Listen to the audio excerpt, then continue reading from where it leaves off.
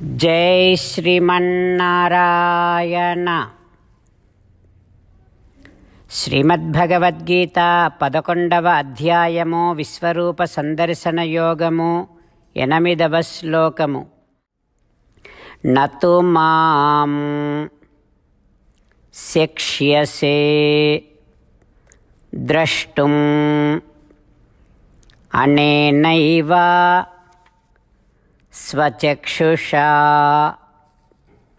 దివ్యం దదామి తే చక్షుః పశ్య మే యోగం ఐశ్వరం. ఓం. గీతాచార్యుడు శ్రీకృష్ణ పరమాత్మ అర్జునుడితో పాటు మనందరికీ విశ్వరూప సందర్శన యోగాన్ని ఉపదేశం చేస్తూ ఉన్నాడు. పరమాత్మ ఈ రకంగా అంటూ ఉన్నాడు, అర్జునా, ఈ సాధారణమైనటువంటి నేత్రములతో, చర్మచక్షువులతో నా విశ్వరూపాన్ని చూడలేవు. నా విశ్వరూపాన్ని చూడాలంటే దివ్యనేత్రాలు ఉండాలి. అందుకని నా విశ్వరూపాన్ని చూడటానికి తగినటువంటి అప్రాకృత దృష్టిని, దివ్య దృష్టిని కలిగి ఉండే దివ్య నేత్రాలను నేను నీకు ఇస్తా.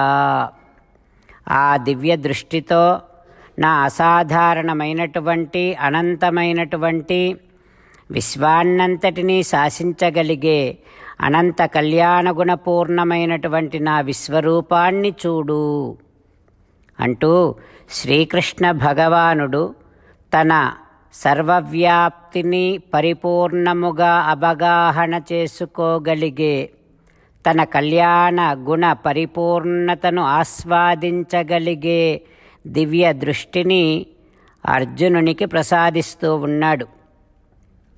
ఆ శ్రీకృష్ణ భగవానుడి యొక్క ఉపదేశాన్ని మనసారా స్మరిస్తూ భావిస్తూ మనము కూడా అంతటా శ్రీమన్నారాయణుని దర్శించగలిగే, ఆ శ్రీమన్నారాయణుణ్ణి అంతటా దర్శిస్తూ ఆ పరమాత్మలో ఉండే కళ్యాణ గుణములను భావిస్తూ ఆస్వాదించగలిగే శక్తిని ప్రసాదించమని, అట్లాంటి దివ్య దృష్టిని మనకు కూడా ప్రసాదించమని శ్రీమన్నారాయణుడిని ప్రార్థన చేస్తూ పరమాత్మ పలికిన పలుకులను అదేవిధంగా పలికే ప్రయత్నం చేద్దాం.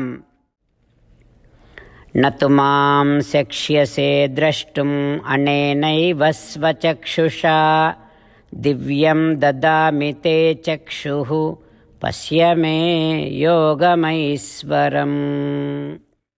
అంతేకాకుండా మనం ప్రతిరోజు శ్రీమన్నారాయణుడికి ఒక 8 పనులు చేస్తాం అని మాట ఇద్దాం.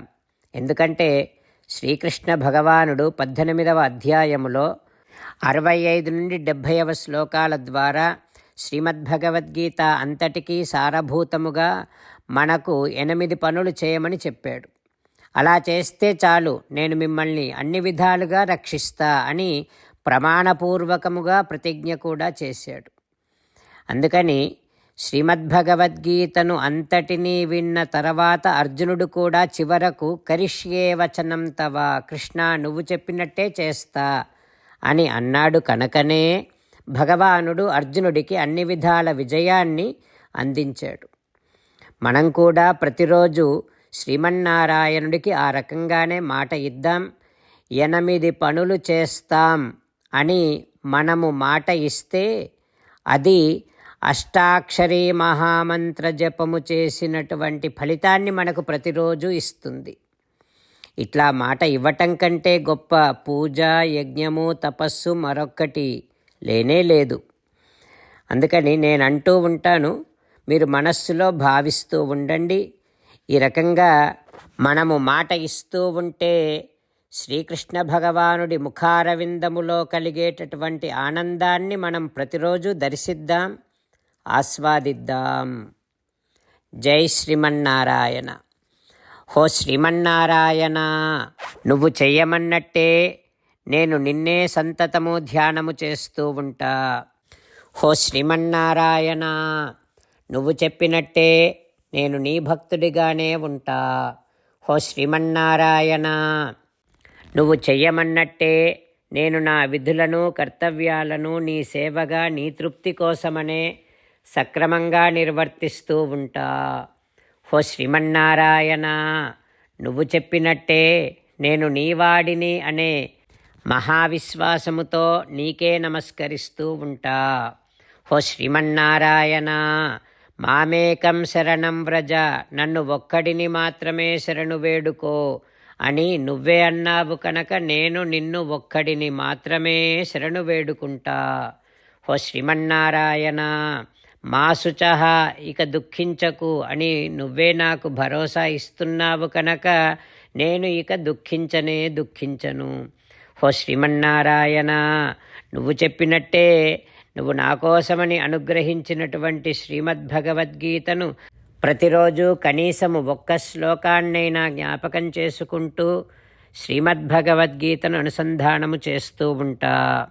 హో శ్రీమన్నారాయణ, నువ్వు చెప్పినట్టే నువ్వందరి కోసమని చెప్పినటువంటి శ్రీమద్భగవద్గీతను తెలియని భక్తులందరికీ తెలియచేసే నా వంతు ప్రయత్నాన్ని నేను నిరంతరము కొనసాగిస్తూనే ఉంటా.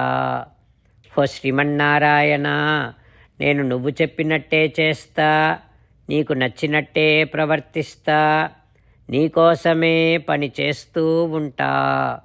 కరిష్యే వచనం తవ. ఇప్పుడు శ్రీమద్భాగవతాన్ని అనుసంధానం చేసుకుందాం. శ్రీమద్భాగవత గ్రంథానికి నమస్కారం.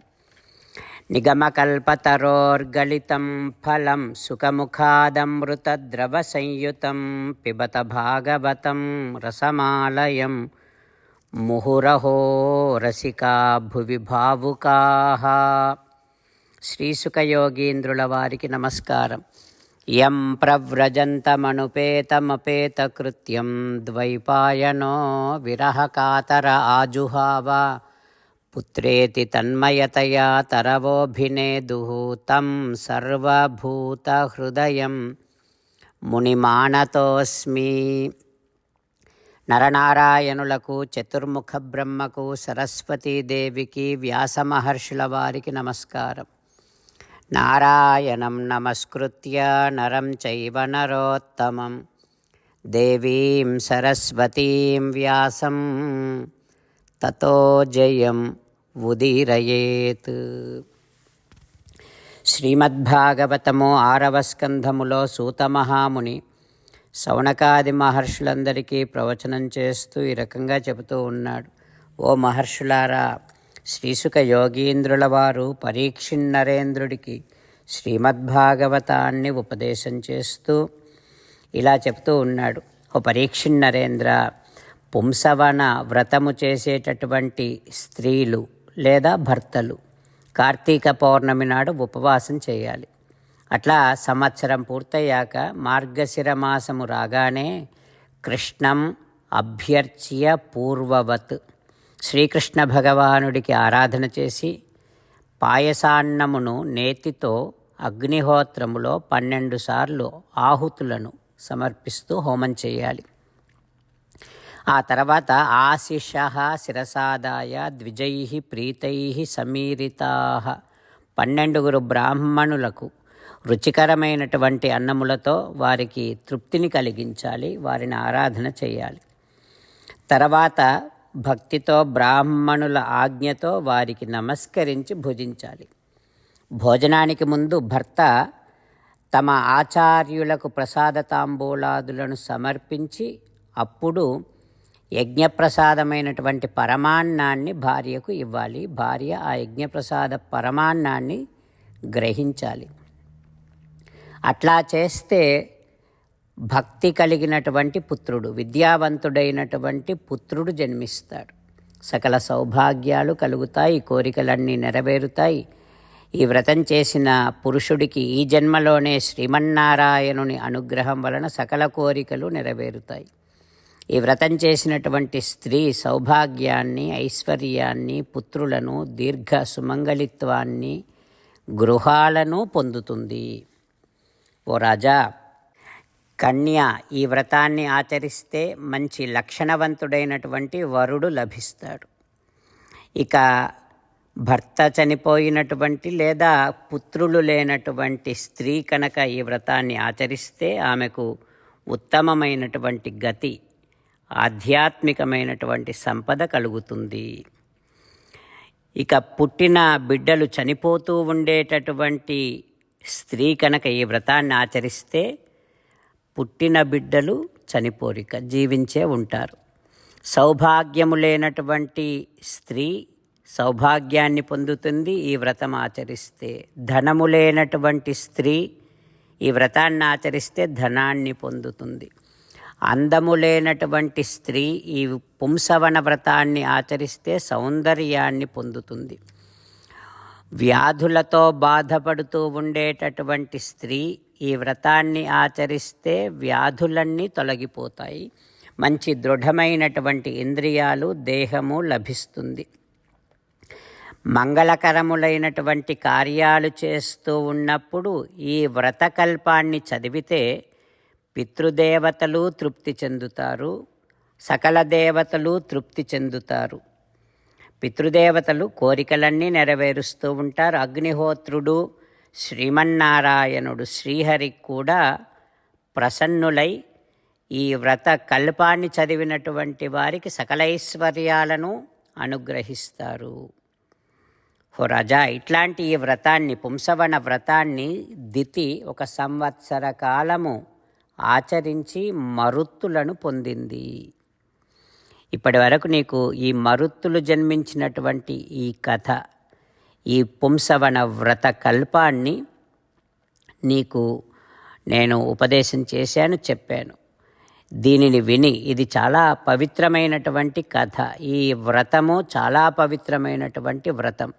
దీనిని విని ఓ పరీక్షిన్ నరేంద్ర, నువ్వు చాలా ధన్యుడవయ్యావయ్యా అంటూ శ్రీసుఖ యోగీంద్రుల వారు 6వ స్కంధాన్ని ముగిస్తూ ఉన్నారు. దీంతో మన శ్రీమద్భాగవతములో 6వ స్కంధము, 6వ స్కంధము పూర్తయింది. రేపటి నుంచి మనం 7వ స్కంధాన్ని ప్రారంభం చేసుకుంటాం.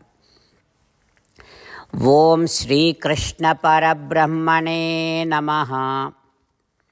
ఓం అస్మద్గురుభ్యో నమః. ముకుందమాల. కృష్ణో రక్షతు నో జగత్రయగురుః కృష్ణం నమస్యామ్యహం. కృష్ణే నామరశత్రవో వినిహతాః కృష్ణాయ తస్మై నమః. కృష్ణాదేవ సముత్థితం జగదిదం కృష్ణస్య దాసోऽస్మ్యహం. కృష్ణే తిష్టతి విశ్వమేతదఖిలం హే కృష్ణ సంరక్ష మాం. శ్రీమద్భగవద్గీత 11వ అధ్యాయము 8వ శ్లోకము. నతు మాం శక్యసే ద్రష్టుం అనేనైవ స్వచక్షుషా దివ్యం దదామి తే చక్షుః పశ్య మే యోగమైశ్వరం. నతు మాం శక్యసే ద్రష్టుం అనేనైవ స్వచక్షుషా దివ్యం దదామి తే చక్షుః పశ్య మే యోగమైశ్వరం. శ్రీమన్నారాయణ కరిష్యే వచనం తవ. సర్వం శ్రీకృష్ణార్పణమస్తు. జై శ్రీమన్నారాయణ.